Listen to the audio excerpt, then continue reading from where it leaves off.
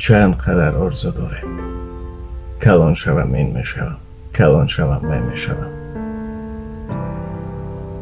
اما آیسته آیسته کلان که شدیم آرزوهایمان کم میشوند، چون به حیات حقیقی قدم میمانیم و پستی و بلندی ها دچار میشویم. بعد میفهمیم. اما بعضا آرزوها هست که هیچ کوشش میکنی که تا عملی شود. همون آرزو در منم هست که من بسیار خواستم که با واسطه بدن رولک ها، با واسطه بعضا سخن ها حیات مردم دیگرگون کنیم. برای بعضا نفر رو خندآور میتواند وقتی میگیم که حیات کس رو دیگرگون کنیم. اما استاد میگفت که تو میتوانی. دلیل می آورد چون که چند قدر خسته هستیم. خسته از کار و دوتوز و دیگر. روزی پدر و پسر کوه می برایند. پسر خسته می شود. از پدر خواهش میکند پدر مرا روی کتفانت گیر. خسته شدم، گریه میکند. پدر هم خسته بود اما یک شاخچه رو میشکند چوبک و پسرش میدید میگد ما این اسبچه تو. پسرک نشسته، پسرکی که خسته بود نمیخواست دوچند قوه میگیرد. چوه چوه گویان همان کوه رو میفراید.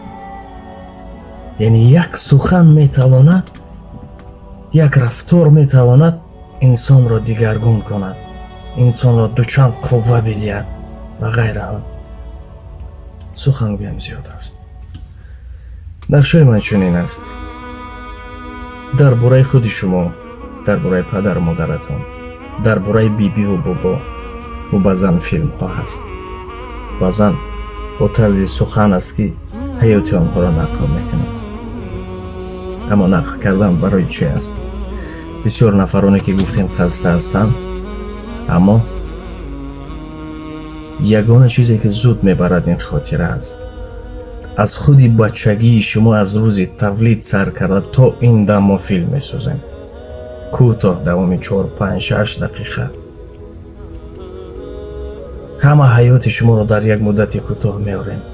به آن خاطره که وقتی شما گوش میکنید انسان کامپیوتری که بسیار خسته میشود و ابنوید دارد میگه. ابنوید میکنن از سر زنده میشود.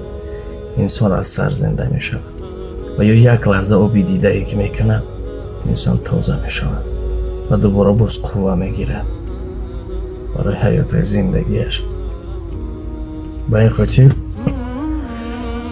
رفت اگر بخواهید که در برای شما فیلم بسازیم، فیلم گفته که فیلم آن را شما در نظر نگیرید، ترجمه حال شما را نقل میکنیم، چیزی میسازیم که سخنی تسکین و آن خاطر که فقط یکی در برای پدر مادرتون گفتیم یا در برای بیبی و بابا میخواید سورپریز کردن، نه وابسته از آنه که زنده هستند یا نه.